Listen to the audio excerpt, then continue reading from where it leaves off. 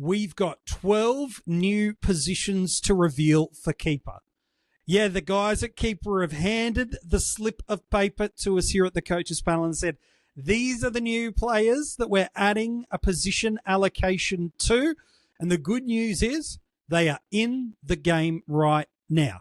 So if you're on the Keeper platform, whether it be for a single season, a Keeper, or a dynasty league, these positions sit in that platform right now. 12 new players have picked up an additional position, but like everything on Keeper, one of the great things it has is it has unrivaled customizations. So if you want these positions on, whether the start of the season or the in-season positional allocations that happen at the ends of round 3, 6, 9, 12, and 15, as a league, as a commissioner, you get to choose. That is one of the great unique things that Keeper has. Oh, and by the way, before I get into the 12 players that have been given an extra position, don't forget, Keeper have triple position player eligibility, meaning some of these players that roll through here and through the season that have a significant change, you're not locked out of that actual in AFL game change to not seeing that reflected in your draft league. Nobody else is running it. It's a great, unique experience that you could get only on Keeper. Let's get into the names and the game, shall we? 12 player changes.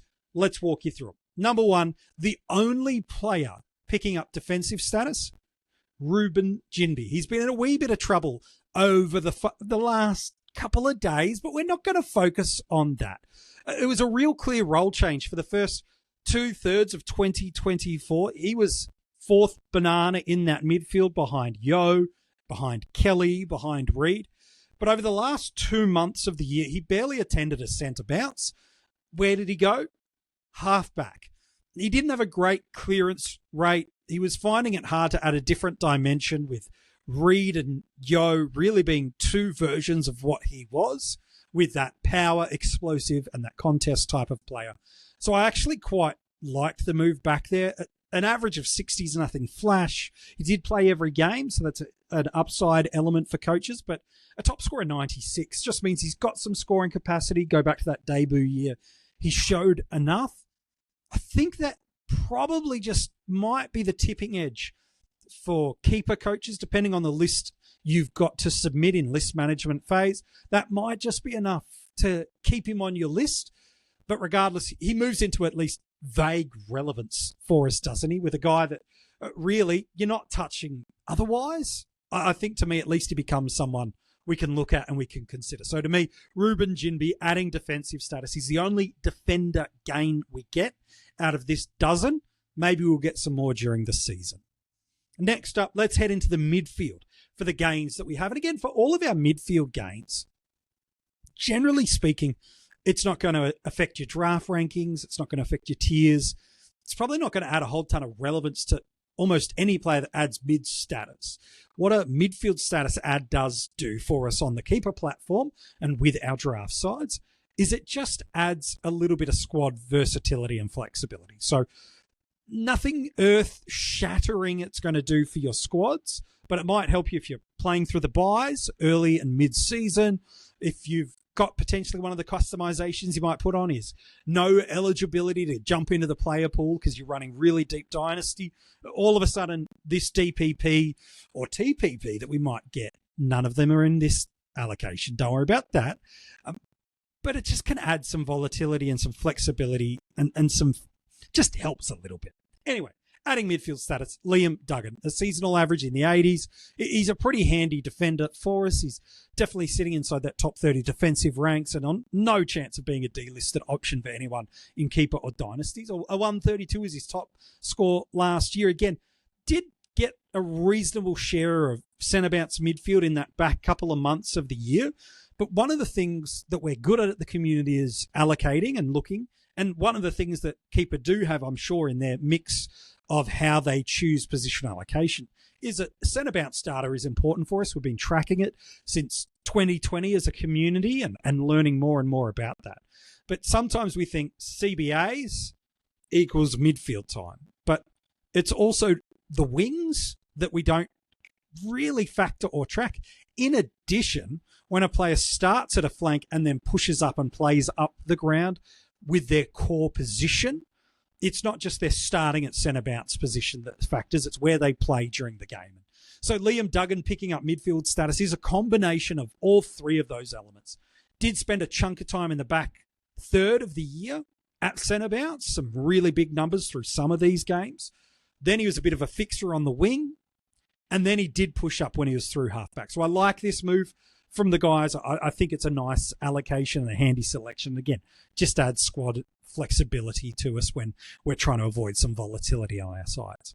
Harry Sheezel also picking up midfield status. Probably one that is an onlooker without understanding exactly tracking the elements and data that Champion Data have previously given. This was one I was really, really surprised to not see him get that. There were games last year from pretty much like round 8 onwards. He went from like 14 to 88% centre bounces in that period of time and attended almost 200 centre bounces across the year. I felt like that was enough to pick up midfield status. Not in the eyes of Champion Data, but Keeper have decided to do that. And this is a reminder about the triple position status and why we highlighted this at the top of the podcast. Initially, you might see defender mid Sheezel go, no, he's not going to be a forward for us. Yeah, he can. So if he is playing that heavy forward role and pushing up into the mid on the Keeper platform, he could become highly relevant should that eventuate. Whether or not it does is a whole nother conversation to look at. But Harry Sheezel gaining defensive midfield status, as too does Alex Chincotta. Played a really critical tagging role for the back half of the season for the Blues, like did great lockdown roles on not just the small forwards and players like Papley, but then once it was kind of discovered by the Blues that, hang on a second, we could start him at halfback, so we could still try to win centre clearance and the stoppage elements, but then we can push him up the ground from halfback, push him up from the wing, and get that right matchup to be able to engage. So he did great tagging roles on, Tuke Miller, Zach Merritt, Zach Butters. Like he shut all of these guys down well under their seasonal average disposal. So not a relevant name because let's be honest, that average of 41, you're going nowhere near Alex Chincotta, even in a deep Uber draft dynasty league where almost everyone gets picked. You're probably still leaving Alex in the player pool, but he's a name that sits there nonetheless. Another gain, we're going to get back-to-back Saints picking up midfield status, Jack Macrae. Lowest centre bounce attendance that we've tracked ever since they got it. Like we're talking in the teens this year gone. 4 years ago, it was in the 70s. So it's a massive fall away from him. But much like others that have been revealed already here on this platform and on this episode that are picking up positional status and those that have come, it's not just about where they start at centre bounce, although it's a factor. It's the position they genuinely play on the ground. And Macrae would start on the wing last year at times, the vest other times, and half forward. But when he did play, he wasn't isolated inside forward 50. He was then becoming a link-up transition player, pushing up the ground, not getting involved too much at stoppages and clearances, but becoming an additional midfielder around the ball, but coming from half forward. So to me, I actually quite like this. Some might go, it's preemptive. Sure, I suppose you could call it that, but if he even plays the role that many of us forecast in the keeper community that he will, which is pure mid at St Kilda, he'd get it in the end of March anyway. So, yep, is he jumping on a bit early? Maybe. I think it's probably more likely the fact that he was sitting in that sort of high half forward, heavy high mid role, and then through the wings as well. So I'm happy that they gave that to him. Liam Henry's also picked up that status. Look, a mid-50s, high 50s average as a forward. You're not touching. I feel he was more a wingman than a half forward. So I think this one makes a lot of sense. Again, it's not any relevance to us at all. It is not a player that you're looking going, oh, yes, I've got myself some Liam Henry. But to me, it makes sense. Give it to him. Isaac Rankin also added midfield status. He is a mid forward. 15 games last year, basically a third of them attending 40-odd centre bounces percentage or more. Didn't have a game last year where he didn't attend a centre bounce. And I think it's this growing trend that the Crows have shown is that they do like him at centre bounce. And then they love to try to get a challenging matchup. And one of the ways I've seen the Crows do this is by doing one of two things. One, starting him at centre bounce, which is a lot of data that's grown for us now, and then trying to get him to push forward, get a mismatch and hope that that handover between the defender and the midfielder goes a little bit awry and that all of a sudden he finds himself in space separation and you give Isaac Rankin even half a metre. It's good night. And I also think they do it the other way, which is they try to bring that defender up the ground when he starts inside forward 50. He then gets involved at those stoppages, tries to get that right handover, and again, lose that player. So I do see the Crows playing him in a pure mid-forward role, even if the centre bounce number might not hit the threshold for some in the community to be there. When you watch the Crows and how they play, he genuinely is sitting in that mid-forward role. So I'm pretty happy that they've gone and allocated that to him. The one and only ad ruck we're getting is Mark Blixarves. It feels like he's going to get it anyway in the year, doesn't he? But it's absolutely warranted to me. He attended 25% of the Cats centre-bounce attendances last year. And when they were flipping around so many different names, De Koning did it. Who else? Conway did it. Stanley did it. Like, he's probably the one Geelong ruck that we've now got that you at least feel like he's going to play every single week. He did attend 37% of centre bounces in addition to that 25% of ruck contests over the year for the Cats. I think those two things combined just make him someone that if you're either trying to handcuff your Geelong rucks, depending on your strategy and structure, and or you're drafting for some bench cover in your keeper and dynasty redrafts or single season drafts, you're looking for someone that can be playing every single week. It's an option. Again, that mid-ruck status is really unique on the keeper platform. Not too many players have that, almost ever, let alone now. And I think what this does for Blix is a mid to high 60s mid. You're just not interested. Well, as a ruckman now, okay, it becomes a conversation and a consideration. So I do like this move for us. Maybe the most relevant game is a forward addition that we've got to keeper. And that's Oliver Dempsey. He's added forward status, an average in the low 70s or 72.8. Did give us some tons last year. Played every single home and away game. Was a really nice pickup off the player pool, or a really nice draft selection you got if you took a late punt on him as somebody that was getting some hype in the community from the salary cap side of the community. I just like this move from keeper, because when you watch a game via KO or Foxtel or on your TV, sometimes you don't see a player's starting position, their running patterns, and ultimately where they sit. I can count on a number of occasions where Geelong would win the centre clearance, kick the ball inside forward 50, and there's Ollie Dempsey taking the mark. Why was he there? Was he a wingman for lots of the year? Yeah, he was.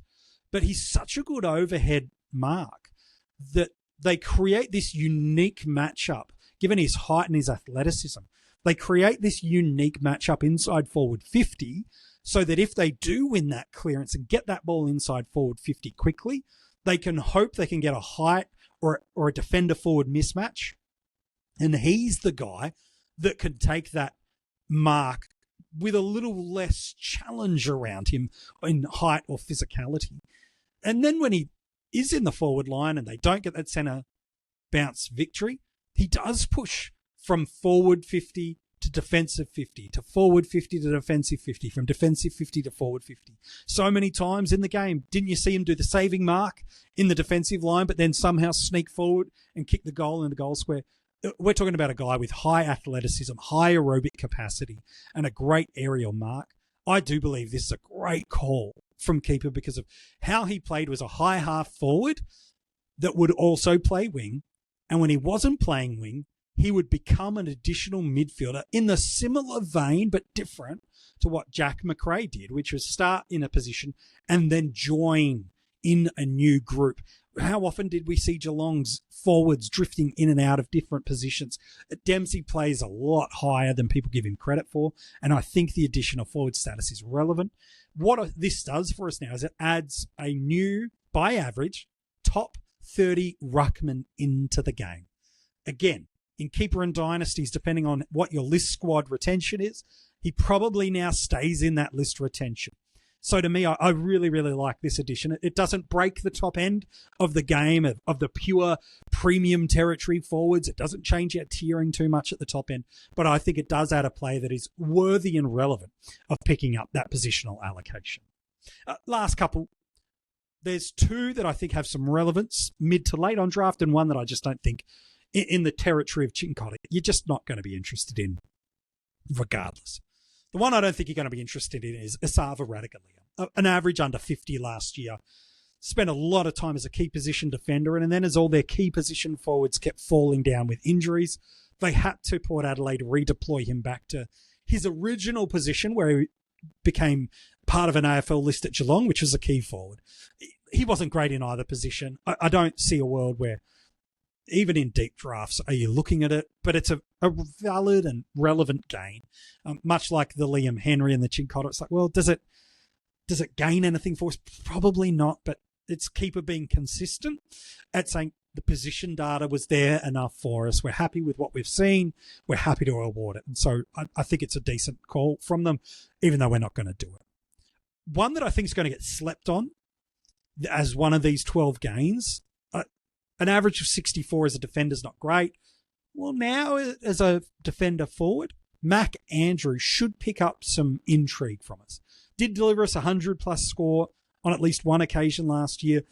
And in the last month of 2024, he played almost exclusively forward. And there were moments during the season that was laid out where he would pop up forward, he'd add a different dynamic. He moved around a little bit. Yes, heavily defender. But throughout the year, they'd often just put him in these different positions forward just to get different matchups. And then sort of the last month or so of the year, a little bit more than that, actually. Yeah, key forward. Let's get a look at what this shapes out to be, because so much last year of the Suns was just about, once they knew they were out of finals, it's Damien Hardwick learning what he can about the club, learning what he can about his players, what he can and can't do. And so Matt goes forward. I don't think that's where he's going to long-term be. He's way better interceptor, reader of the play, and playmaker. And I think that's where he sits. And just knowing what they've got on the list with guys like Ben King, Jed Walter, like there's no room for Mac, right, when fit. So to me, a mid-60s forward with defensive forward eligibility, some decent 80-plus scores when he's been in that intercept role, yeah, it's probably going to get slept on a little bit more than it should. I think there's some late round relevance for us there, and I don't mind the shout from keeper to make this ad. And then the last positional gain they've given us is Archie Perkins. Again, probably in a similar territory of Harry Sheasel, where I was a little surprised to just be a pure single position. I thought, yes, there was some early game data where he did spend a lot of centre bounces over the first half to two-thirds of the season. But it was never pure mid. It was always a mid-forward split. And then really in the last 2 months of the year when the likes of Shield and Parrish come back in, he falls out of this centre bounce rotation almost entirely. And in some games, and almost in a full 5 or 6 weeks, doesn't get one at all in the last couple of months post by. So to me, I think this just saves his relevance, put him in that same sphere of Mac Andrew. I think his potential might get into the mid to high 70s, might be a stretch unless he goes back to that early season heavy centre bounce role. But Perkins wasn't the only guy to lose some midfield shape. Sam Durham slipped too, where those other two boys that I alluded to come back in. So to me, I think it's a decent game. Again, it adds a little bit more depth in the pool. It is a pure selection. It's not a stretch, I think you could genuinely say. And rightfully say, Archie Perkins is a mid-forward. So those are the 12 players that have added new positional status to the game. The good news is the Keeper platform is available for you right now to get all access in, and you've got the ultimate tier of support you possibly need. Everything you need, the player positions, fixing up your captaincy, your list management, your player movements, all the customizations you want. In this preseason phase, Keeper have just given it away to you for free. In season, there's a little bit of a cost per team, but for you in the preseason, they've gifted it for free. If you want these custom positions that Keeper have got, you can have them on, you can have them off. It's one of the great things that Keeper give you, is that puts the power for you as a league commissioner and you as a league in totality to make the decisions about what do you want? How do you want this to play? What is the list, the shapes, the challenges, the dynamics? What do we want it? The good news is Keeper can do it for you. Keeper is open for you now. You can get in there, set up your draft day, set up your keeper lists, set up your positions, and then same too for single seasons. You can get yourself set, ready to go. It is the platform to draft on in 2025. There'll be multiple positional changes that will drop during the season. And here at the Coaches Panel, we're teaming up with Keeper all year round to bring those to you, as well as a bunch of exclusive pieces of content we'll tell you in the next couple of weeks. There's also a bunch of new things that Keeper are doing that they haven't announced yet. But subscribe to the channel, because over the next few weeks, we'll catch up with Ryan. There is a bunch of exciting, new, hidden, and soon to be revealed features that will be coming to Keeper, that if you thought what they already had was amazing, you ain't seen nothing yet. Keeper is going to take your drafting experience to a whole new level in 2025.